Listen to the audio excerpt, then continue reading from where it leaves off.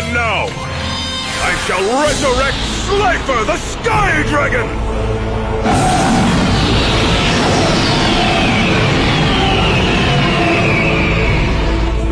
Oh man, he just brought back an Egyptian god!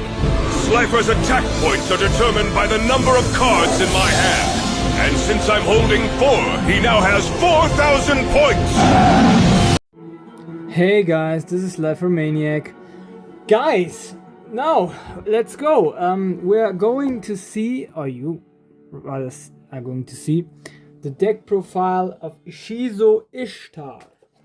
Now, Ishizu Ishtar, he wants to have more detailed information about her in personal, has to watch my Character of the Week video. But other than that, we'll be coming about now just about her deck profile and the strategy and tactics around about that, which means we are not going to waste any more time. So Ishizu, let's just directly dive into it without further ado. Ishizu has got a very strange deck profile after my opinion, because she doesn't have no boss monsters at all. This is a deck that I never witnessed before, so it's very unique in that sense. It's based around fairy types like Zolga and Mudora. Very mystical Egyptian leaned or Egyptian themed fairy type monsters. A couple of them. And basically the strategy is, or the key strategy is built round about the factor that we want to get our cards very fast to the graveyard in order to then turn the tides with the trap card Exchange of Spirit, and then change our full graveyard with our deck that is more or less empty, or just few cards left in it. And the other way around, we just want few cards in the graveyard of our opponent and him having a full deck, so that at the end his deck becomes empty and his graveyard full, and he just a couple of cards left. So we don't neither want to destroy. We want either neither destroy his cards, but we want to destroy ours, or let them be destroyed, or discarded, either way. So this is what it's basically about, and we just going into the details. So first off, as always, the monster lineup. I have 3 Mudoras in here. Earth attribute 4 stars, a fairy type monster with 1500 attack and 1800 defense. So what I can spoil here is, of course, that all of her monsters are, or almost all of them are, Earth attribute and fairy type monsters. And this one also has an effect. It works like that.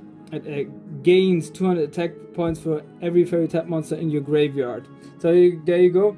It also works with the graveyard. If you have more fairy type monsters into the graveyard, which we want to ultimately also achieve, then you get 200 points for each. So I put this one in there as a 3 of. By the way, this one is from Speed Duel. Then I have one from Dark Revelation. This one is common. This one is in rare, Dark Revelation 1. And this one I pulled in super rare from Dark Crisis, from the reprint Dark Crisis. So we got all rarities which currently Mudora has in the game. So these 2 I pulled, and this one I think was in one of the collection staples that I bought. So there we go, 3 times Mudora. Then we have, of course, Mudora was first. Now we do have Zolga. Also, of course, Earth attribute fairy type, 1700 attack, 1200 defense, and its effect works like that. If a monster is tribute summoned,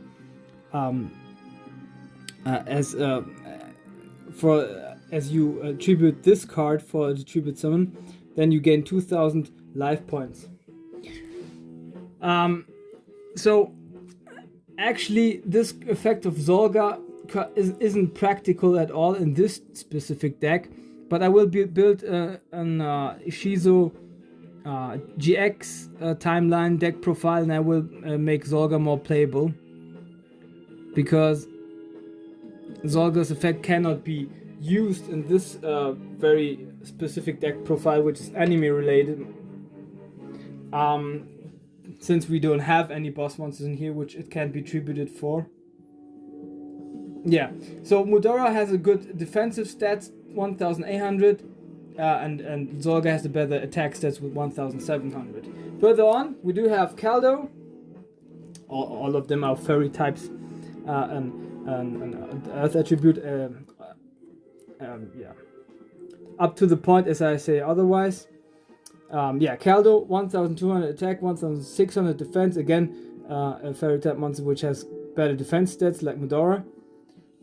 Its effect works like that. If this card is destroyed by battle and brought onto the graveyard, you can choose 2 cards in the graveyard from your opponent and bring it back to the deck. So this effect helps very much to put our exchange spirit effect to make it more efficient. So there we go. Maybe we have a bit space left. And I couldn't put it up there. Maybe. Well, could be a close call there. Maybe just like that. I like discipline and order, guys, so I want to make it more one in a row with a similar distance from each other. There we go. I hope it's still in the... You can still see it. Otherwise we do it like that. There we go. So further on, Calbeck, next up. Also not bad with 1,500 attack, 1,800 defense. Again, a good defense. That's rather. And Calbeck's effect works like that. This card's effect is very much handy for any deck, after my opinion. Especially for those that have to have a good defensive posture. If this card is attacked by an opponent's monster, then after damage calculation, the monster is brought back to the hand of the respective player. So there we go. And then last but not least, also 3 of course. And last but not least, Agito. Like I said, all of them have 4 stars, all of them are fairy type monsters, and all of them are earth attributes. So the effect, 1,500 attack, 1,300 defense. Agito has the effect, if this card is destroyed as a result of battle and brought to the graveyard, you can roll a 6-sided dice. And after that, you can put one fairy type monster which is equal to the result of the dice roll, bring as a special summon from your graveyard. If the dice roll is 6, then you can special summon monster with 6 stars or higher. So in this very deck profile, we also always want to have a 4, because we just have 4 star monsters. But like I said, I will be doing a GX deck profile from Ishizu, and also a turbo one. Also, I have 2 ones which I want to make that make this deck more playable, because this one is more anime related than the others will be. And last but not least, who of you saw the Dawn of the Duel season? There was Ishizu in the Ancient Egypt, or her counterpart from Ancient Egypt, you might say. Her reincarnation, or her ancestor, however you might call it, that had mystical elf. So I give her 1 mystical elf, 4 stars, light attribute, with 2000 defense, not bad of an defense stats there. So this is it, guys. This is all the monsters lined up that Ishizu got. That's the only things we witnessed in the show, including Mystical Elf. And that's why I thought, okay, I maybe might leave space and strategies for then a turbo deck profile later on, and then a GX timeline deck profile, because we have many. We did get many Ishizu support cards I think in the last year, not this year but last year. So this is the monster lineup right there. I'm very pleased and looking forward to making the other deck profiles, then the turbo one and the other one. But I can spoil, there could be one of them at least could be also boss monsters in comparison to this one. So this spell card lineup up, we have one Chestus from Dagla, an equipped spell card which is fairy type monster related, and with this card it's an equipped spell card, as I already mentioned. You can increase the attack of the monsters which are currently equipped with this card by 500 points, and if this card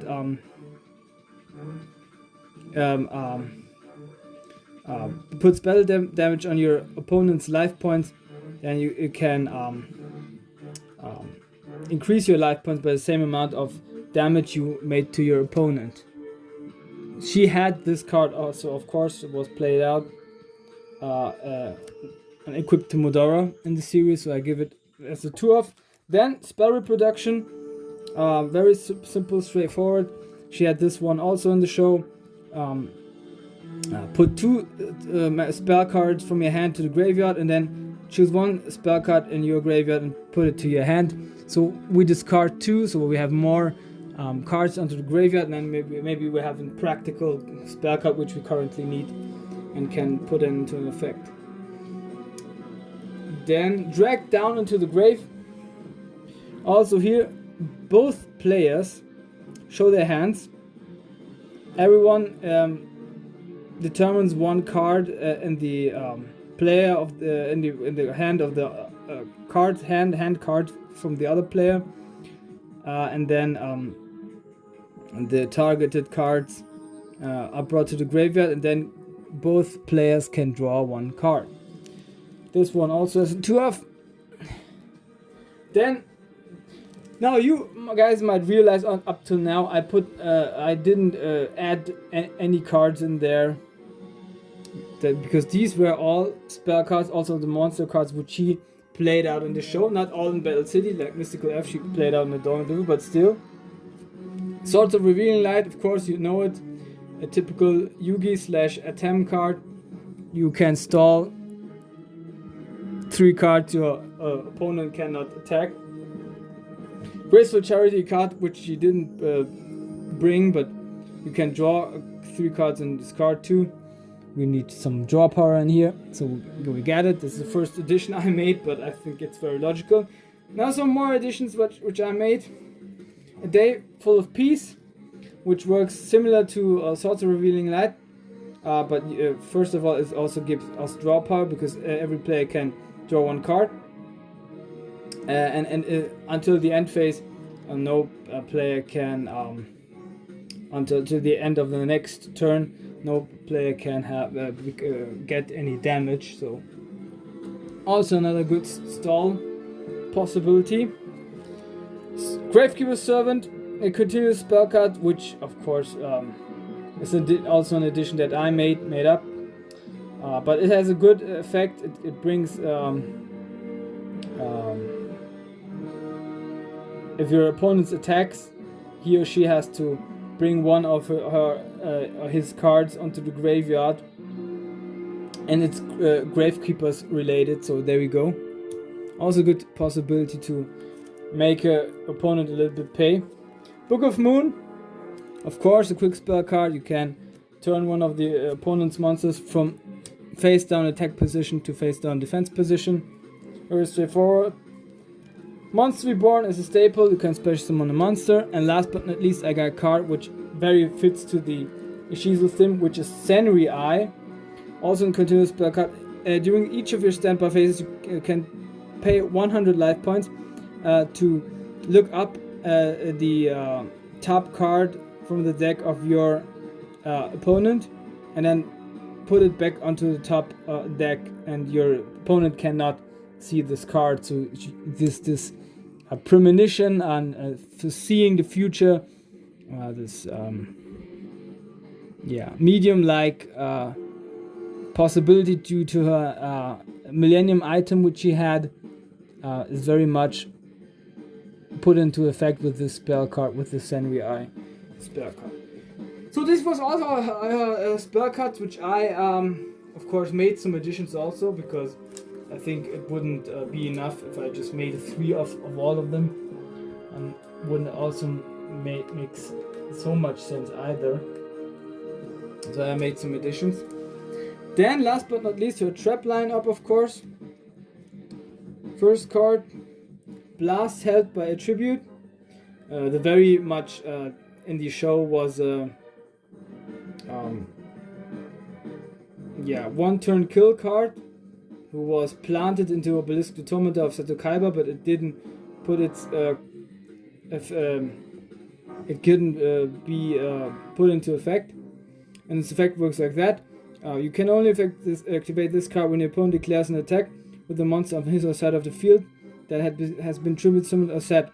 Destroy all face-up attack position monsters on your opponent's side of the field, inflict 1,000 points of damage to your opponent's life points. So it's comparable to Mirror Force with even 1,000 points of damage. I have it here as a 2-off. By the way, this is a card which I pulled from the Dark Crisis back in the day, and I had also in my deck. And nowadays I also did pull it, so yeah, there we go. One of them is mine from the past, and the other one I ordered. And I have also a third one which I pulled, I think, last year from the renewed Dark Crisis booster set. Then Null and Void, which was, I think, called Muko in the show, which works like that. You can activate this card as an effect, which makes someone draw cards that has been activated. Both players look at the cards, and then they throw it into the graveyard. So also, if you activate Drag Down to the grave, you can use this one. Also, I have, of course, Null and Void as a 2-off. One of them is an ulti, the other one is a super rare. Ultimate rare. Null and Void. Great. Oh, I have it as a 3-off even here. Didn't realize it. Or rather, I did forget it. Now, the most important trap card and the key central strategy behind this deck is Exchange. This card changed the tides. It essentially changes the deck cards place with the graveyard, and the graveyard's cards become deck cards. So if your graveyard is full, then you have many cards left, and if your graveyard is empty, or if it's empty, you lose basically the game. But if it's like on, I don't know, 2 or 3 cards, then you are basically effed up. I cannot say it, I think, because this card is very essential. And Ishizu very much had Seto Kaiba onto the ropes with this card, so we'll put in at least as a 2-off. You might also put it in as a 3-off, because this wasn't essentially one really urgently draw it. Then, as Ishizu is very much Egyptian related, I put there in there a Curse of Anubis, who of course all face-up attack position monsters are changed into defense position on the field. Another possibility to like defend yourself. I put in there also another board breaker, Mirror Force. So these 3 on the front side, on the first row, were cards which she used in the show and were very central to her deck. But these 2 or 3 that are coming now, with the additions to the very ones that are currently in my head, namely Waboku, are ones which I just made up myself, and Waboku, of course, reduces all damage to 0 for one whole turn. And I put it in, this is 3 off. And this was it, guys, this was it. Ishizu very much, say very few has, which is that he has to offer, because yeah. Her deck was very defensive in nature, and she wanted, all she wanted was to stall and to bring her deck cards basically into the graveyard in order to turn the tides later on. And this was a thing which Yami Merrick also said or mentioned during the duel, because as they were little and Yami Merrick or Merrick Ishtar rather played with her dual monsters, she tricked him many times with this very strategy which she had in her deck. So as a result of that, in consequence, we can guess that he witnessed it very many times, and he didn't eventually then was being played and fooled by her anymore. But Seto Kaiba didn't know her strategy. He didn't care. He knew, or rather he assumed it would be very much enough to possess an Egyptian boss monster card like Obelisk the Tormentor in order to win a game. But if the Millennium item of Yami Merrick, which was a Millennium item from Seto Kaiba back in ancient Egypt, wouldn't show him the future and the past at the same time, and made him tribute summon the Blue Eyes White Dragon instead of Obelisk the Tormentor, then he wouldn't have won the game, because her Millennium item didn't see that coming, and that's why she lost, because otherwise she would have won the duel, guys. Yeah. To make a long story short, I loved building this deck, and as I already mentioned, I also have the future version, all the support cards with her, and I will be having a GX Ishizu deck profile and also a turbo one, with which we can make the basic fairy type monsters which she uses in the show, made with some additions more playable.